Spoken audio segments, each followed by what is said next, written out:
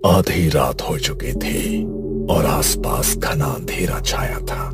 एक टूटे हुए खंडहर के बीच हवन कुंड की आग सुलग रही थी और उसके सामने बैठा था अघोरम, जो था गांव का सबसे सिद्ध पुजारी। उसके सामने एक मूर्ति रखी थी जिसका शरीर इंसान का था, सिर किसी भैंस जैसा था और पेट में आग की भट्टी थी। ओम छर छर मोलकाय नमः। ओम छर छर मोलकाय नमः। ओम छर छर मोलकाय नमः। जैसे ही अघोरम ने मंत्र पूरा करके हवन कुंड में राख डाली और एक छोटे से शिशु को सामने रखी मूर्ति के पेट की ओर उछाल दिया। जैसे ही बालक उस भट्टी में पहुंचा, एकाएक वहां से आग की लपटें धधकने लगी और मूर्ति की आंखों से तेज लाल प्रकाश निकलता नजर आने लगा। और ये नजारा देख अघोरम जोर जोर से हंसने लगा।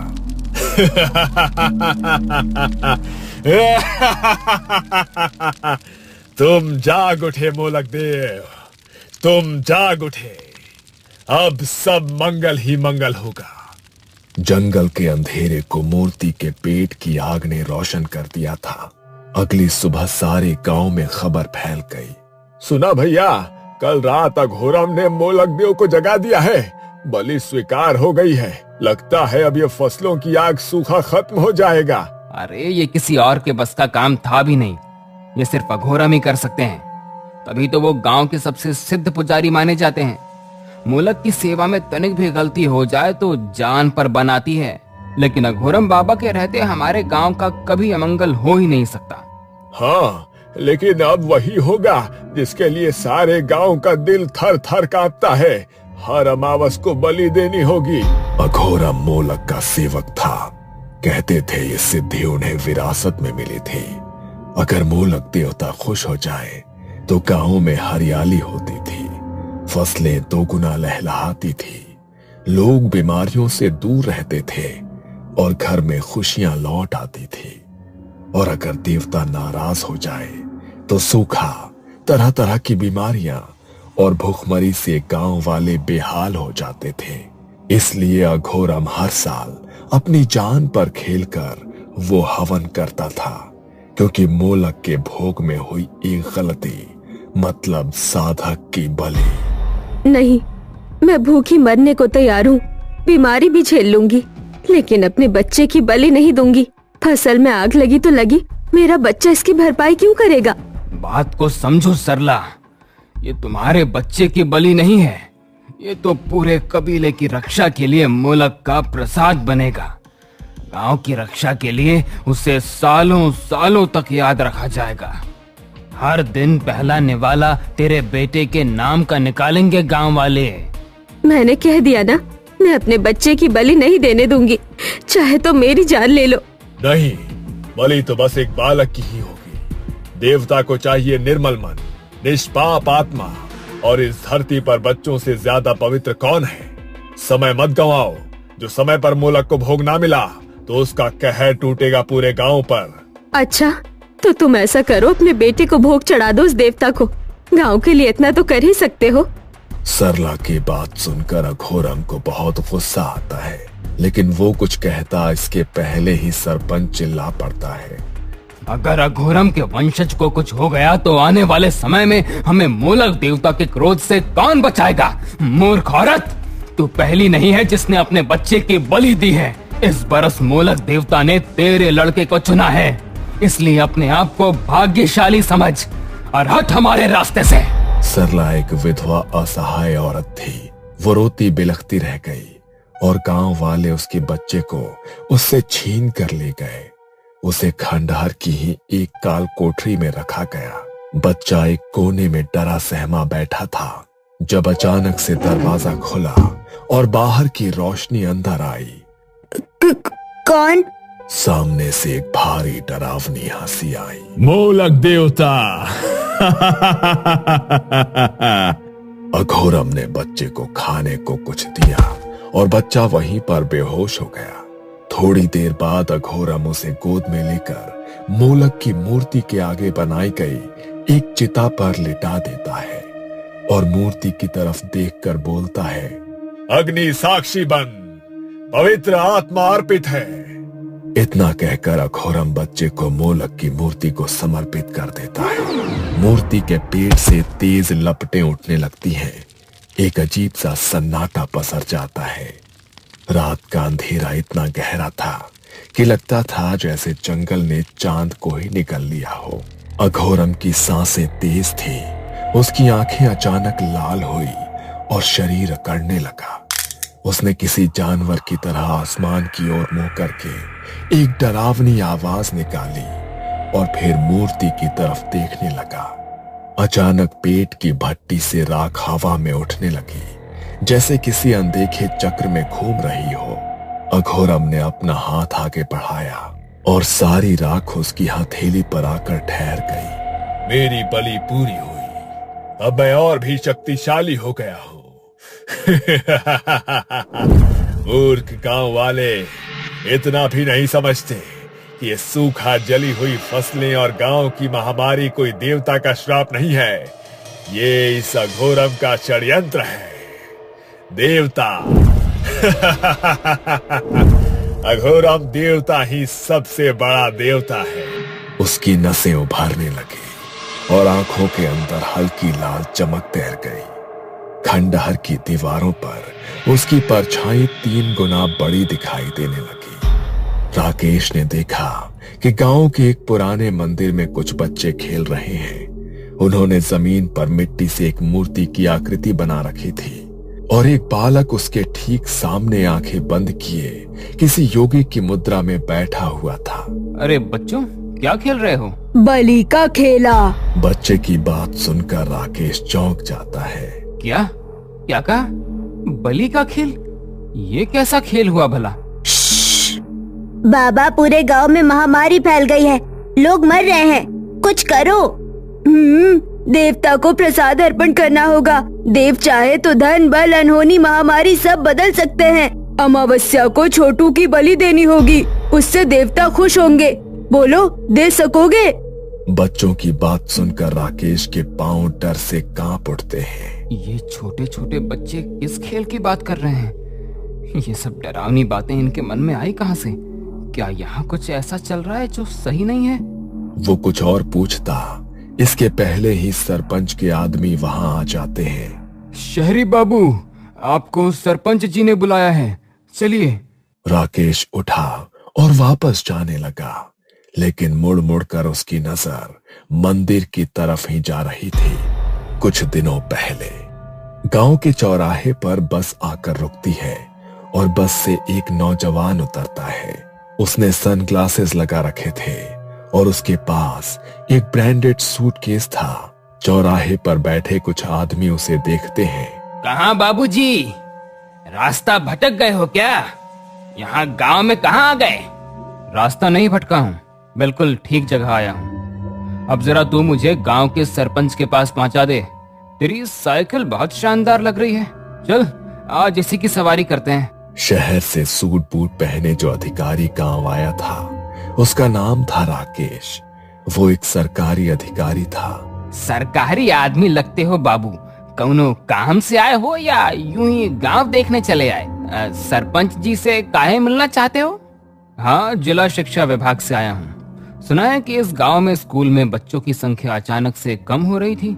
जब जवाब मांगा तो स्कूल में बच्चों ने आना छोड़ दिया और सरकार को स्कूल बंद करना पड़ा। अभी बेसिक शिक्षा विभाग ने अपनी रिपोर्ट बनाने के लिए मुझे भेजा है, कुछ समझे? राकेश की बात सुनकर भोलू ने अचानक से साइकिल रोक दी और चौंक कर पीछे देखने लगा। अरे क्या हुआ भाई, कोई भूत देख लिया क्या?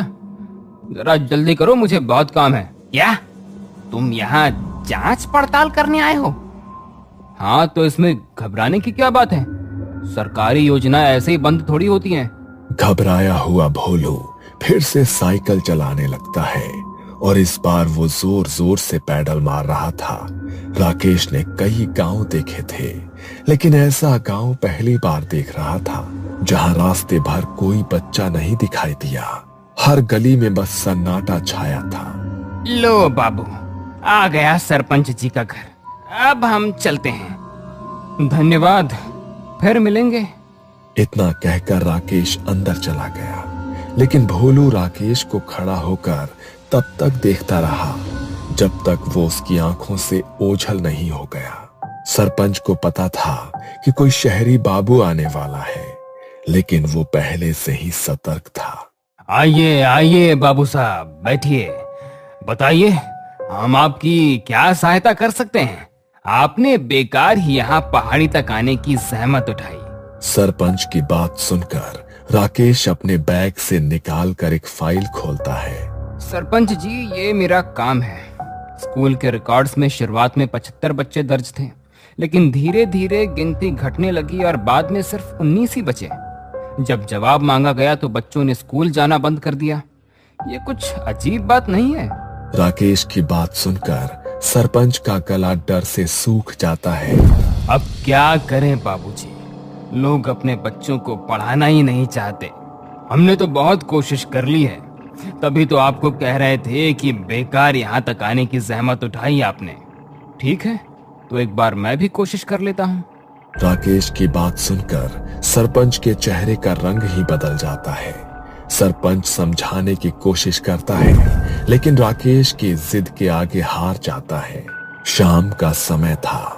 राकेश गांव देखने का मन बनाकर निकलता है। गांव के सुनसान पड़े मंदिर से अचानक उसे कुछ बच्चों की आवाज सुनाई देती है और फिर उसे बच्चे बलि का खेल खेलते नजर आते हैं। क्या सोचने लगे साहब? चलिए जल्दी, सरपंच जी इंतजार कर रहे हैं। हाँ, आपको बताया नहीं किसी ने यहाँ दिन ढले बाहर निकलना मना है? ये शहर नहीं है बाबू, पहाड़ी गांव है। जंगली जानवर का शिकार बन जाओगे। राकेश बिना कुछ कहे उस आदमी के साथ चल रहा था। ढलती शाम में वो जगह और भी डरावनी लग रही थी, जैसे अंधेरा वहीं से जन्म लेता हो। तभी सरपंच का आदमी उसके सामने आकर खड़ा हो गया। काहे बाबू, बार बार उधर क्या देख रहे हैं? अरे बच्चे खेल रहे हैं, इसमें इतना घबराने की क्या बात? राकेश को उस आदमी की बात किसी चेतावनी से कम नहीं लगी। वो चुपचाप चलता रहा। सरपंच के घर पर पहुंचकर उसका सामना एक बाबा से होता है, जो किसी सन्यासी जैसा दिखाई पड़ रहा था। आइए साहब, ये हमारे गांव के सबसे सिद्ध पुजारी हैं। सोचा आपसे मिलवा देते हैं। अच्छा, सिद्ध? तो फिर कौन सी सिद्धि पा रखी है आपने?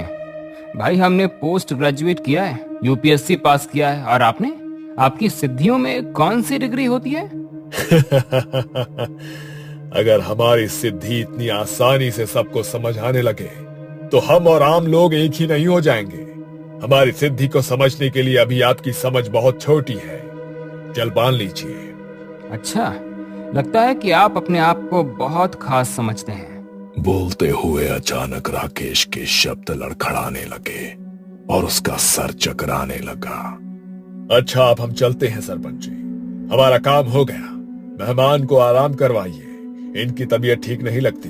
अघोरम का ऐसा उठकर जाना और उसके शब्द राकेश को अजीब लगते हैं, लेकिन वो कुछ अच्छा महसूस नहीं कर रहा था, इसलिए चुप रहता है।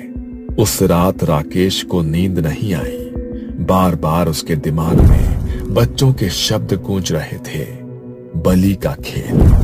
थोड़ी देर बाद उसे मुश्किल से नींद आई। सपने में वो उसी मूर्ति के सामने खड़ा था जो उसने बच्चों को मिट्टी से बनाते देखा था। मूर्ति का चेहरा किसी बैल का था और शरीर इंसान का। उसके पेट में आग की भट्टी जल रही थी, जिससे निकल रही लपटें उसके चेहरे तक आ रही थी। अचानक उसकी नींद खुल गई। ये क्या था? ये कैसा डरावना सपना था? और वो कैसी अजीब सी मूर्ति थी? अभी तक धड़कनें तेज हैं। ये सब क्या हो रहा है मेरे साथ? राकेश उठकर बैठ गया।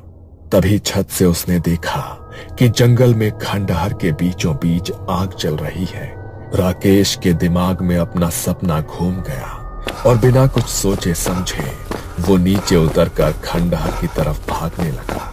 राकेश खंडहर में पहुंचा तो सामने का नजारा देखकर हैरान रह गया। ये वही मूर्ति थी जो उसके सपने में आई थी, लेकिन राकेश ने तो पहले इसे कभी देखा ही नहीं था।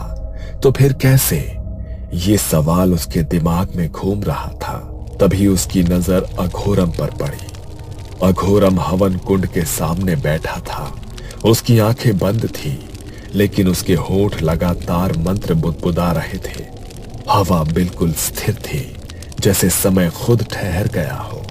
राकेश ने महसूस किया कि हवन की आग सामान्य नहीं थी, उसकी लपटें कुछ अलग सी थी।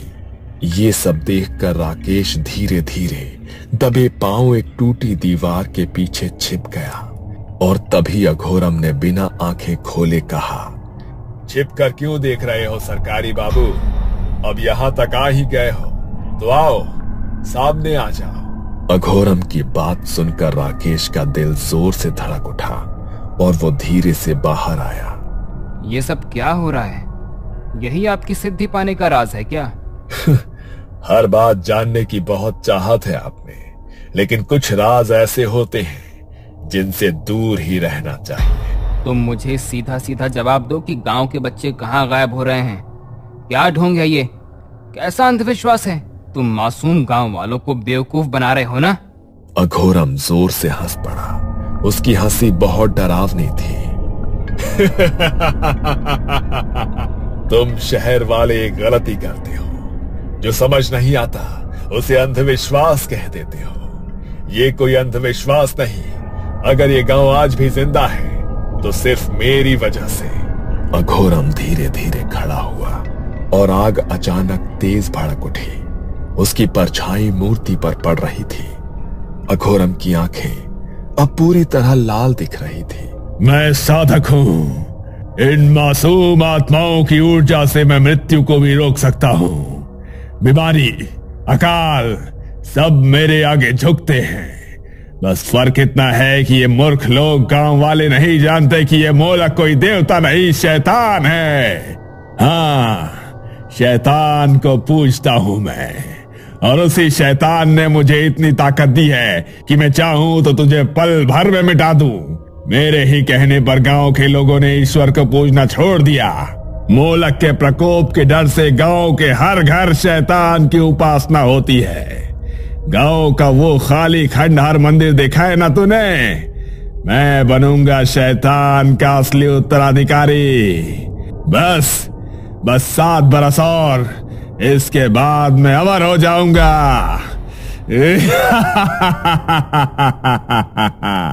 अघोरम की बातें सुनकर राकेश का चेहरा पीला पड़ गया। दरिंदगी की भी एक सीमा होती है, लेकिन अपनी काली विद्या के लिए तुमने उस हद को भी पार कर दिया। उन मासूमों की बलि चढ़ाते हाथ नहीं कांपे तुम्हारे? तुम खुद को पुजारी कहते हो? अरे तुम तो कातिल हो, कातिल।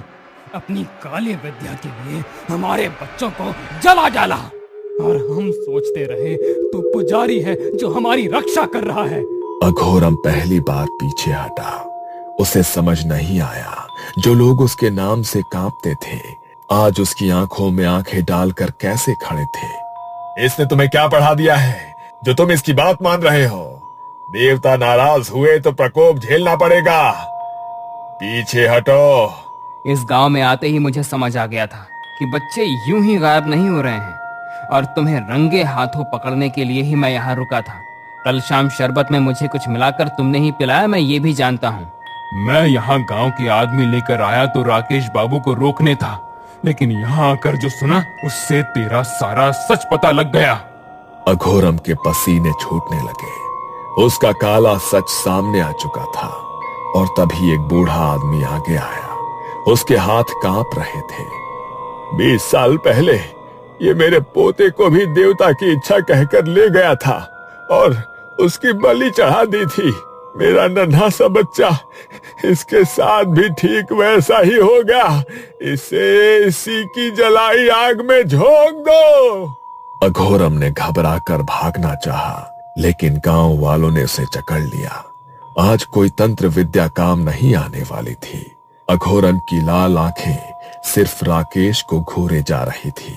सबने मिलकर उसे मोलक के पेट में जल रही आग में फेंक दिया। सुनसान खंडहर अघोरम की चीखों से गूंज उठा, और फिर एकदम से सन्नाटा छा गया।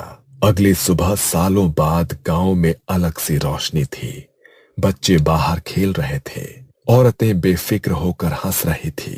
राकेश भी वापस जाने के लिए शहर की बस में बैठ गया था। एक अमावस की रात को वहां फिर किसी के कदमों की आहट हुई। एक आदमी कंधे पर फावड़ा लिए धीरे धीरे उसी जगह खोद रहा था जहां मूर्ति दफन की गई थी। पहले मिट्टी हटती गई और फिर पत्थर हटे और फिर उस आदमी का फावड़ा किसी कठोर चीज से टकराया। एक ठक की आवाज आई और वो आदमी घुटनों के बल बैठ गया। उसने अब अपने हाथों से मिट्टी हटाई और जैसे ही मूर्ति का सिर बाहर आया, उसके होठ पर एक मुस्कान फैल गई। पिताजी, वापस लौटने का समय आ गया है। आपकी साधना अधूरी नहीं रहेगी। जोर से बिजली चमकी और एक पल के लिए उस आदमी का चेहरा रोशन हुआ। वही लाल आंखें, वही खतरनाक मुस्कान। वो कोई और नहीं बल्कि अघोरम का बेटा था। सालों बाद एक डरावनी हंसी फिर से खंडहर में गूंज उठी। उसने मूर्ति की फिर से स्थापना की और पिता के सिखाए तंत्र बल से मूलक की मूर्ति में अघोरम की आत्मा को स्थापित कर दिया। मूलक अब मूलक नहीं, अघोरम था। ये आहट थी अनिष्ट की। तो क्या अनिष्ट को टालने के लिए फिर कोई राकेश आएगा या कहानी फिर दोहराई जाएगी?